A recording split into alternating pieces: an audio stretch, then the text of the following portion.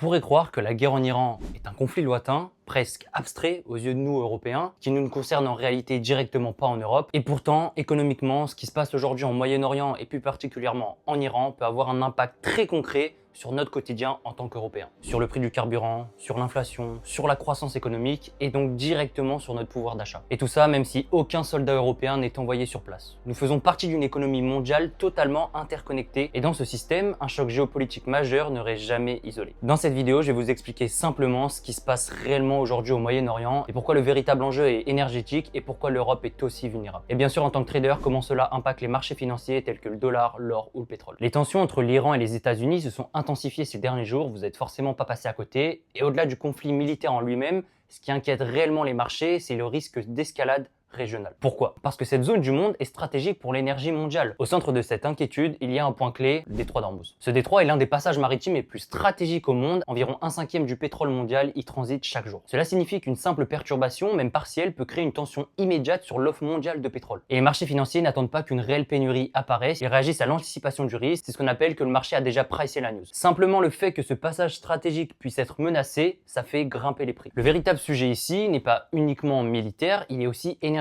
comme j'ai pu vous le dire. Lorsque l'offre mondiale de pétrole est menacée, les prix montent mathématiquement. En Europe, la référence principale est ce qu'on appelle le Brent crude, c'est le baril de pétrole. Si le Brent dépasse durablement les 100 $, on entre ce qu'on appelle dans une zone psychologique importante. Mais concrètement, pourquoi le pétrole est si crucial en Europe? Simplement parce qu'il est à la base de quasiment toute l'économie réelle. Transport routier, transport maritime, aviation, production industrielle, agriculture, logistique. Donc si le prix du pétrole augmente, le carburant augmente, le transport coûte plus cher, les entreprises voient donc leurs charges grimper et ces coûts sont directement répercutés sur le consommateur. Et c'est exactement comme ça que l'inflation repart. Et ça, c'est pas mon opinion, c'est un mécanisme économique structurel. Quand l'énergie devient plus chère, tout devient plus cher mathématiquement. L'Europe est structurellement importatrice d'énergie. Contrairement aux États-Unis, elle ne produit pas suffisamment de pétrole pour couvrir ses besoins réels. Elle dépend donc énormément des importations, même si cela s'est amélioré sur ces dernières années, notamment avec l'énergie nucléaire qui est créée, mais on est énormément sensible au choc énergétique. Et en réalité, le contexte actuel est déjà fragile. On a une croissance modérée, une inflation encore récente, des marges industrielles qui sont sous pression, et tout ça depuis le Covid ou bien même un petit peu avant. Si le pétrole reste élevé durablement, les coûts de production augmenteront et donc par conséquent la consommation ralentira. Et donc la BCE, la Banque Centrale Européenne, peut être contrainte de maintenir des taux élevés. Autrement dit, même sans intervention militaire directe et réelle, l'Europe peut subir un choc économique direct. Peut-être que la guerre ne se vit pas sur notre territoire, ou peut-être que ça viendra, mais ces effets économiques, eux, traversent les frontières, et ça même sans conflit militaire direct. Il est important de comprendre que ce conflit ne touche pas seulement l'Europe, je vous parle de l'Europe parce que c'est ce qui nous concerne, mais ça ne touche pas uniquement l'Europe, ça touche également les États-Unis. Les États-Unis ont aujourd'hui une production énergétique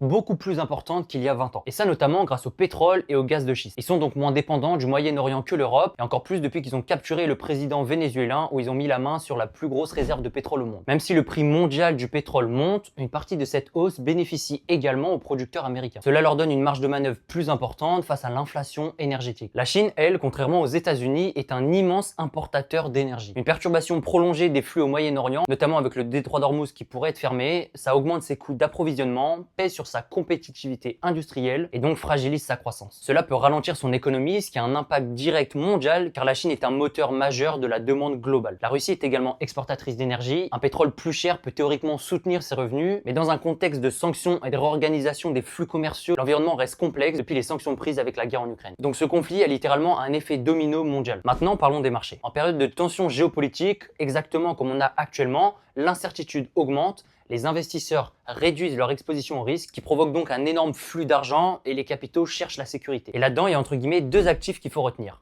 L'or et le dollar américain. Le dollar reste la monnaie de réserve mondiale. Quand la peur augmente, les flux internationaux se dirigent directement vers lui. Cela renforce donc l'indice du dollar, le US Dollar Index, ou qu'on peut appeler DXY, ce qui a donc des conséquences directes par le biais de la corrélation sur EURUSD, GBPUSD, où une pression énorme est effectuée dessus. Également une volatilité accrue sur les indices américains. Et bien sûr, impact direct sur le pétrole parce que la demande reste la même, ou voire elle augmente, ainsi que l'offre diminue. Donc grosse volatilité sur le pétrole et augmentation de celui-ci. On a donc le dollar qui se renforce en attirant les capitaux, et à l'inverse, l'Europe qui subit l'inflation avec des taux d'intérêt où la BCE sera coincée. Ce qui donc donne une énorme pression vendeuse sur EURUSD et GBPUSD. En tant que trader, ce sont des périodes où la volatilité augmente fortement, et qui dit volatilité dit mouvement puissant et donc énormément d'opportunités. Et tout cet impact macroéconomique crée énormément de volatilité et d'incertitude sur le marché. On peut également faire un petit parallèle historique. Dans les années 1970, lors du choc pétrolier, une réduction massive de l'offre avait été provoquée. Explosion des prix, inflation galopante, récession, ralentissement économique mondial. La différence aujourd'hui, c'est que les économies se sont un peu plus diversifiées, des stocks stratégiques existent, les marchés sont plus intégrés, mais si la perturbation énergétique devient durable, les effets inflationnistes peuvent rappeler certains mécanismes